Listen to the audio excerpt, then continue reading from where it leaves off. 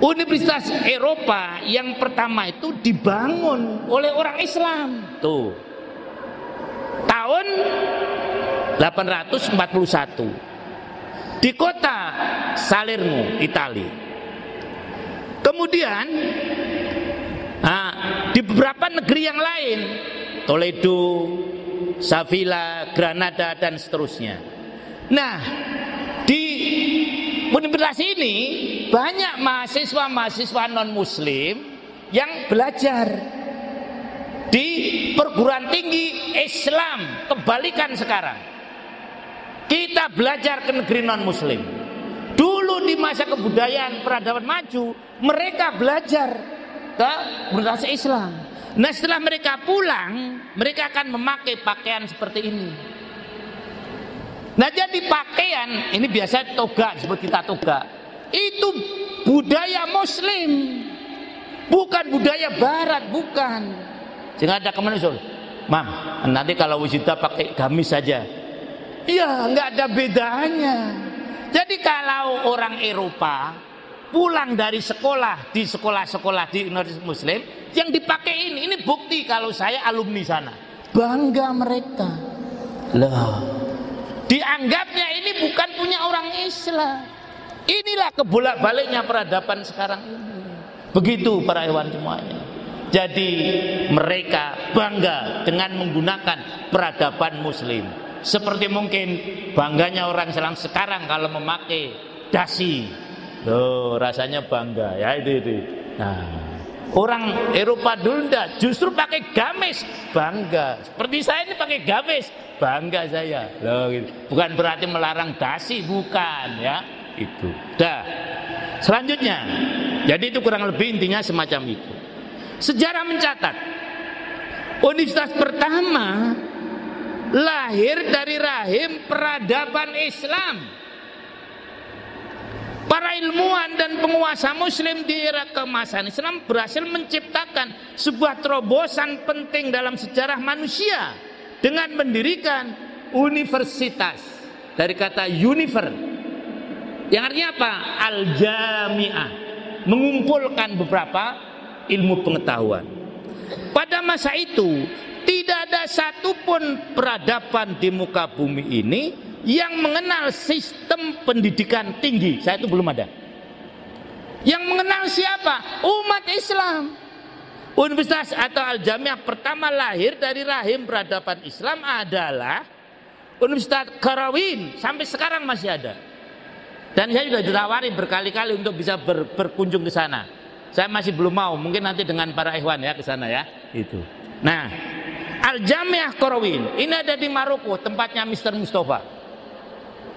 Perguruan tinggi yang berada di kota Fes, Maroko, didirikan tahun 859 Masehi. Kobita dengan di atas. Dalam teori sejarah sampai 15 tahun atau minimal 8 tahun itu tidak jadi masalah. Jadi misalnya saya lahir 158, terus ada yang mengatakan 1960, nggak apa-apa, baru 2 tahun. Dalam sejarah semacam itu, perbedaan itu nggak begitu penting, selama memang tidak sampai puluhan tahun. Nah, ini kurang lebih begitulah. Sebetulnya ada kurang di situ, mohon ditulis. Oleh seorang wanita, tulis itu. Ini kurang nih. Pada tahun 859 Masehi oleh seorang wanita atau muslimat yang bernama Fatimah Al-Fihriyah. Coba bayangkan. Sekali lagi saya ulangi. Oleh seorang wanita atau muslimat yang bernama Fatimah Al-Fihriyah Al-Quraisyah. Artinya apa di sini? Apa artinya? Muslimat ini sudah memegang peradaban Islam sejak awal. Kalau tidak ada muslimat, tidak ada peradaban Islam. Saya katakan ini menurut bom baptis. Karena apa? Ahli-ahli fikih, sahabat itu banyak yang muslimat. Ahli hadis, Aisyah dan seterusnya. Bahkan lah ini yang mendirikan perguruan tinggi pertama di dunia, saya katakan dunia karena saya itu mengenal, adalah perempuan apa laki-laki? Perempuan.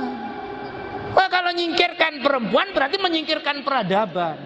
Ini yang sering saya tegur para asatidz. Kalau taklim jangan hanya menyapa yang muslimin aja lah. Soalnya banyak muslimah yang datang ke saya, Mam, emang saya ini seperti tidak adanya wujudana ka adamina. Kenapa? Wong yang diperhatikan kok muslimin saja. Lah, muslimat taruh di belakang. Menurut hemat saya soal menuntut ilmu tidak harus di belakang. Hemat saya ya. Kalau sholat lah itu di belakang. Dah. Kalau menuntut ilmu sejajar begini ini lebih pas menurut saya tapi ya. Nah, karena memang tidak ada dalilnya. Yang ada dalilnya itu sholat muslimat di belakang. Menuntut ilmu tidak mesti di belakang. Apalagi tadi di sini terbukti tadi. Kalau mau protes nanti ya, nanti sabar ya itu. Nah, jadi itu para ikhwan antun para ikhwan muslimat ini sangat berperan. Oleh karena itu jangan sampai kita punya anak mendahulukan muslimin daripada muslimat dan soal ilmu. Tidak benar itu. Harus didahulukan semuanya. Kan gini, do wes kowe kerjamu neng pawon wae. Ora ngerti pawon apa? Dapur. Sing kuliah ben kakangmu, sing lanang. Lah ini enggak pas. Sehingga ada istilah di Jawa tidak seluruhnya. Perempuan itu hanya berkisar di 3 di dapur, di mana? Di kasur, di sumur. Ini jelas bukan peradaban Islam. Allah menghargai muslimat kok. Nah, ada tulisan saya soal hijrah, muslimat itu protesnya. Kenapa kami tidak sebutnya? Jadi begitulah para hewan semuanya. Nah, jadi dari universitas inilah muncul peradaban. Selanjutnya, namun jauh sebelum itu dan setelah Qarawin, nanti kemudian Al-Azhar. Ya itu ini, itu yang kedua tuh. Nah, jadi sebutkan itu Guinness Book of the World Record pada tahun 1998 menempatkan Qarawin sebagai perguruan tinggi yang tertua dan pertama di seantero jagat yang menawarkan gelar kesarjanaan. Jadi saat gini juga, belum nggak perlu sarjana gelar-gelar. Lo itu tradisi Islam. Loh, ya itu ini.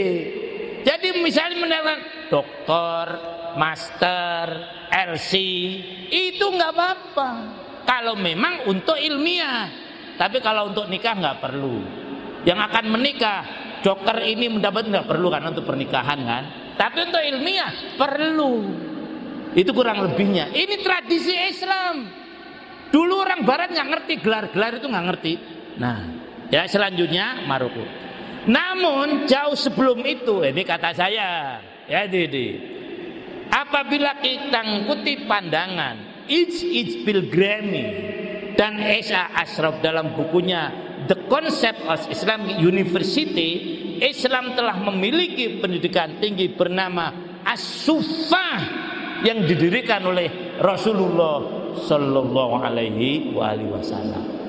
Jadi Suffah itu bukan tingkat aliyah sebetulnya.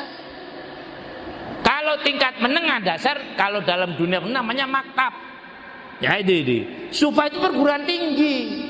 Bukan berarti aliyah sanawiyah. Gak penting, penting sekali. Gak mungkin ada perguruan tinggi kalau tidak ada anak aliyah sanawiyah. Maka jangan ngecilkan. Pokoknya harus maju SKBM, yang lain gak boleh maju. Gak bisa. Maju semua para hewan semuanya. Ya jadi semacam itu. Adapun Eropa yang dianggap sebagai pusat peradaban modern saat ini baru mendirikan universitas pada abad 11 Masehi, yaitu Bologna di Italia, Oxford sampai sekarang. Ada anak kita yang kuliah di sana nih, alhamdulillah, alumni Muhajirun.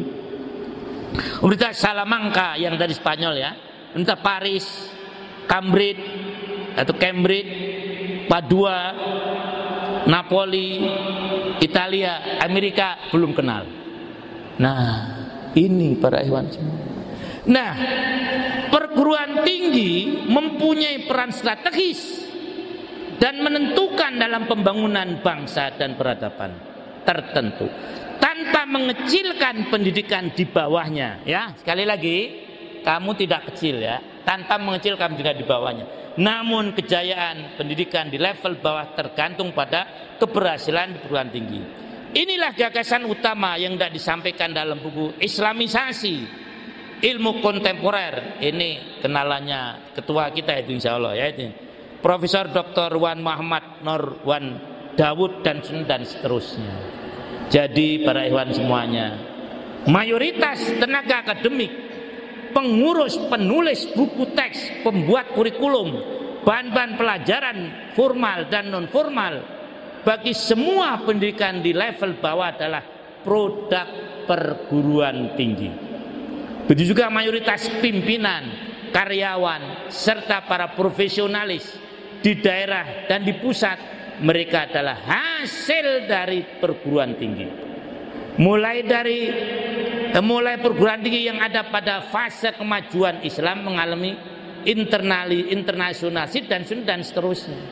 Indonesia merasakan, maka presiden kita bukan tamatan SD atau SMP, semua sarjana, wakilnya ya itu yang memerdekakan kita. Jadi presidennya sarjana, alumni mana? ITB. Nah, wakilnya alumni mana? Belanda. Siapa namanya? Itu bukan nama aslinya. Nama aslinya Muhammad Attor. Attor itu artinya wangi, wewangian. Nah, karena orang Belanda mungkin sulit mengatakan Attor, ganti Muhammad Hatta, yang artinya sebetulnya nggak ada itu. Maksudnya Muhammad Hatta. Hatta artinya bahasa Arab kan ada. Nah, Muhammad sehingga huruf jar jadinya nggak karena itulah. Jadi beliau sarjana Dr. Andes ekonomi. Nah, Soekarno teknologi dan seterusnya. Ini perguruan tinggi. Nah, begitulah para ikhwan semuanya. Bukan sekali lagi mengecilkan yang lain ya, bukan. Dan seterusnya dan seterusnya. Jadi kesimpulannya memang peradaban akan bisa maju apabila banyak alumni-alumni dari perguruan tinggi. Nah, saya berharap ya dari Sufah Al-Quran Abdul Majid muncul peradaban Islam, peradaban al-jamaah. Nah, imat saya ini nanti bisa didiskusikan. Peradaban al-jamaah ini ibadahnya nih mengikuti Rasulullah dan para sahabat. Ma'ana alaihi wa ashabi. Ilmunya mengikuti Baghdad dan Andalusia. Kemudian kekuatannya mengikuti Bani Umayyah dan Bani Utsmaniyah di Turki. Ini para ikhwan semuanya. Harapan saya pertama sih ma'ana alaihi wa ashabi. Insya Allah apabila itu kita akan bisa berpacu dengan yang lain. Mudah-mudahan sekali lagi para ikhwan semuanya yang sudah mendaftar ini dapat dikuatkan oleh Allah. Jangan sampai nanti yang berapa ini jumlahnya? Berapa? 118. Nanti kita wisuda tetap 118. Jangan sampai yang daftar 118 yang wisuda 8. Loh, bisa saya alami.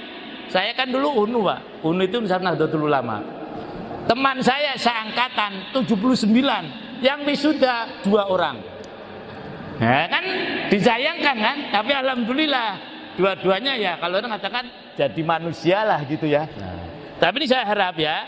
Jadi yang daftar 118, besok yang wisuda 118. Amin ya robbal alamin. Nah ya. inilah wajah-wajah wisudawan 3-4 tahun yang akan datang ya. Dan inilah calon-calon mahasiswa SKBM tahun depan. Amin ya.